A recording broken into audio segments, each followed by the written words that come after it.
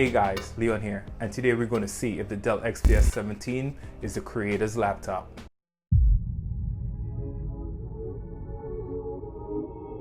So let's get into specifications. The laptop has a 4K touch display with 32 gigabytes of RAM, an i7 8-core processor. It came with a 1TB SSD. I installed an additional one since the Dell XPS allows for 2 M.2 drives. So let's talk about the ports in this. Some say the ports are not enough, but I personally think it's just the right amount. You get 4 Thunderbolt 3 ports, and the cool thing you do get is an additional full-size D. The laptop does come with a USB-A to HDMI adapter, but I don't use it that very often. I think what surprised me the most is the fact that the size of this laptop is really small. For a 17-inch laptop, you would expect something that's at least 17-inch in width. If you have a 2018 MacBook Pro, this is the size compared to that. It's literally the same height. The additional screen size comes off in the width of the laptop, but the height is the same compared to a 2018 MacBook. The only difference I would say is that the Dell is a little bit heavier, but for the performance you get out of this and what's inside, it's a great trade-off. The weight itself doesn't bother me as much as it does other people, because I know I'm carrying around a 17-inch screen and I cannot get enough of it. And let's segue right into the screen. One of the best qualities of the laptop is that 6x10 17-inch display. You could see everything, and I mean everything. It's above Ultra HD resolution. You can see all of your timelines and your Premiere timelines and anything you work in. It's a creator's dream, I would say, in terms of productivity and display. It's color accurate. It's very color accurate and bright, so you're not losing anything, and everything is sharp. Dell did a really great job on this display. The trackpad is very responsive. It's pretty good. It's responsive and it's large. It's precise. It's a little bit below the Apple's multi-touch trackpad, but it gets the job done well. And it also has a touch screen.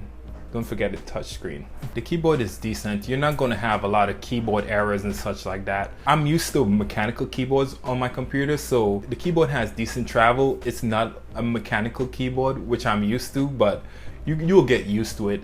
It's pretty nice and light to type on. You're not going to have a lot of errors and anything like that once you're typing on it. It's very silent, so like you're not bothering anyone at night or anything like that.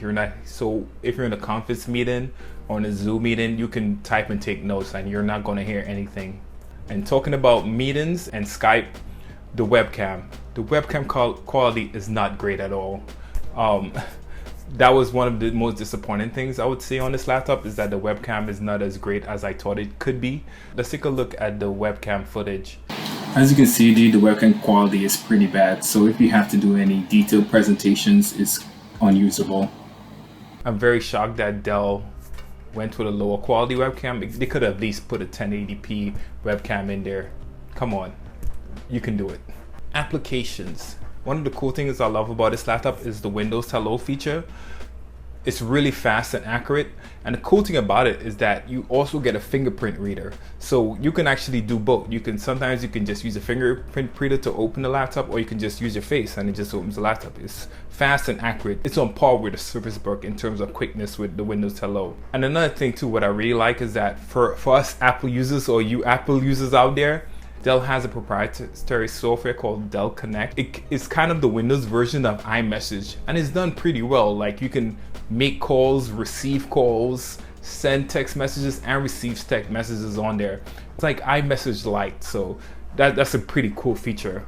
Besides all the other bloatware, that one works. The speakers sound loud and clear without any distortion.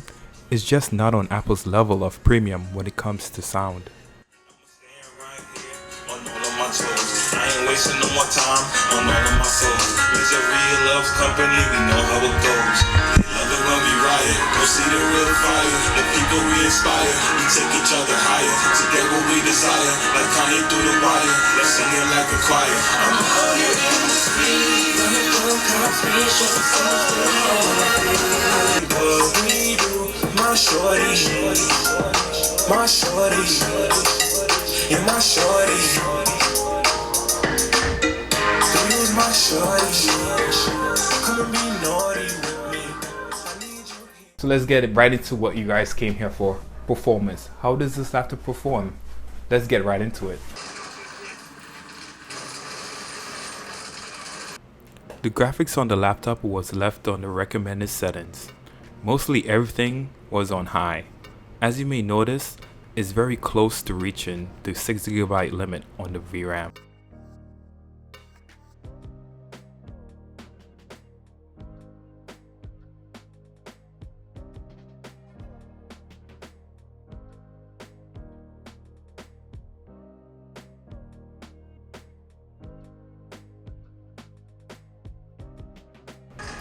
Gameplay when using these settings will give you an average of 30 frame rates per second.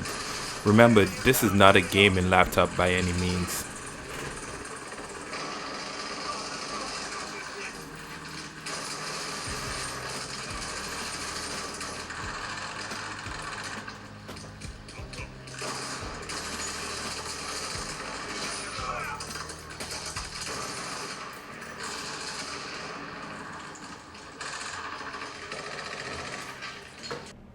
The laptop does a great job with cooling the GPU.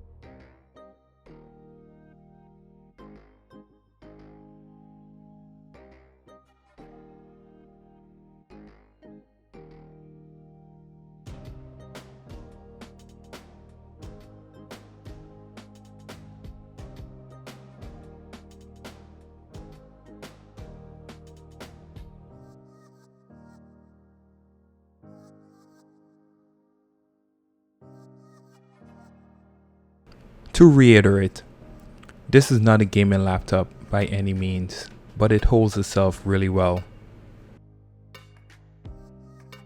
So let's move on to some benchmarks. The project files for these renders are available in the description below for you to test on your own machine. I thought it would be interesting to test out the power of the laptop plugged in and also when it's using the battery, so you can see the difference in performance.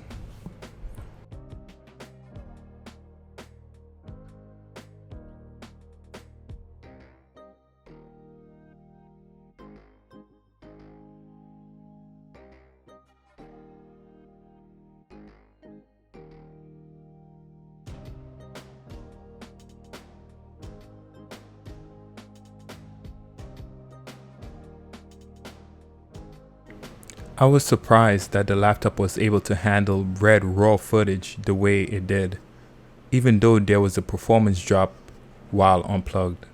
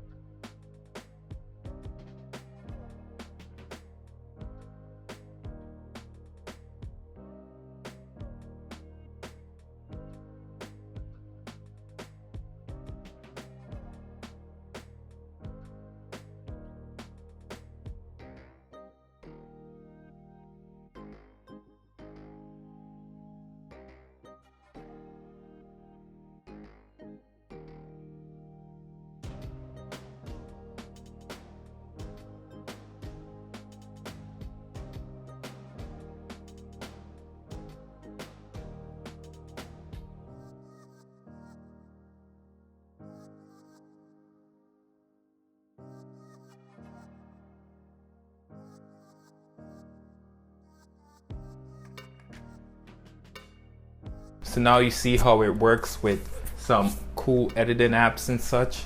Let's see how it works on like real world applications. Since the webcam quality is not that great, in Spark AR you're going to see the quality loss, but it still tracks okay, just okay, not great at all.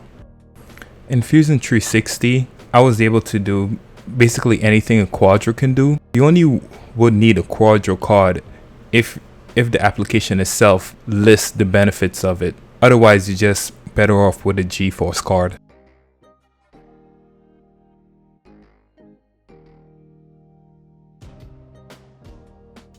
So let's discuss one of the most controversial topics concerning the XPS line, quality control. This is actually my third unit of the Dell XPS. My first unit, the left speaker, did not work right out of the box. The second unit, I had the power drain issue. This third unit seems to be working quite fine for now. I had it for about a month now, so everything seems to be pretty stable on this unit. Keep that in mind before you buy this. I actually purchased it with a 4-year warranty, just in case anything goes wrong. But yeah, keep that in mind. I would recommend you get a warranty when purchasing a laptop like this, just for the peace of mind. The laptop does get hot, but it is an Intel in there. It's not an AMD chip. So yeah, that's kind of to be expected. The cool thing about it is that the air flows out through the back instead of on the palm rest like some other laptop does. So that heat is not accessible to you if you're typing or anything like that. You will not be affected by any of the heating issues. Battery life on this laptop has been it's been okay, considering it's a 4K laptop and I'm a heavy user. My heavy usage, I'm getting like 3 hours, because you kind of forget that it's a laptop because the screen is so big. You think you're using a desktop, so like most of the time you're just doing all these heavy tasks and it's like, oh wait, I'm using a laptop. So I'm definitely a power user on this thing. But the cool thing about the Dell, you have different options to set the performance level and how quiet you want it to be. So yeah, that's really good. And segue into options, Dell options, bloatware. This laptop has a lot of bloatware. It comes with like 6 Dell apps, something like that, and it's kind of annoying when you just think of like they have an app for color, app for cinema, an app for the audio. It's like, can you guys just like give me a clean laptop and let me figure this thing out? It's bad enough that we have to download tons of drivers on the go, but it's really kind of annoying when companies infuse so much primary apps in there. It's really annoying. So here's the list of comparisons between a few laptops I've had the chance to purchase this year. First, we start with the Surface Book 3. Here's a chart of the strengths of each laptop. From a creative standpoint, I will give it to the Dell XPS 17 because the service, in my opinion, is more for college and business oriented assignments. If you need versatility as well as a portable tablet, I would choose the Surface Book. If you need performance, I would choose the Dell. Next, we have the Razer. To be honest, this one was a very close call. It all came down to the display for me. The Razer has a 15-inch 16:9 ratio OLED panel. The Dell has a 16:10 17-inch panel. From a creative standpoint, the Dell offered more productivity and the display wasn't as saturated as the Razer's. If you need 16 gigabytes of VRAM from the RTX 5000, then choose the Razer. Otherwise, the Dell wins overall in terms of price to performance. Compared to the 16-inch MacBook Pro, the Dell has better performance while plugged in, but Apple has the advantage because it has the same performance whether it's plugged in or on battery. The Dell XPS has more screen real estate because of that extra inch the 17-inch gives over the 16-inch MacBook Pro, but the MacBook Pro overall has the better speakers. The Dell can be upgraded, the MacBook cannot be. Honestly, it comes down to which operating systems you use. I use Windows, so the Dell XPS is the right choice for me. Definitely go on and get this. So this is actually, I would say this is probably the best creator laptop of the year. When it works. When it works. So keep that in mind when it works. So yeah, see you guys on the next one. Let me know your guys' thoughts below. Is this the best creator laptop of 2020? I think it is. If you guys have any other options, just let me know. Like and subscribe. See you guys later.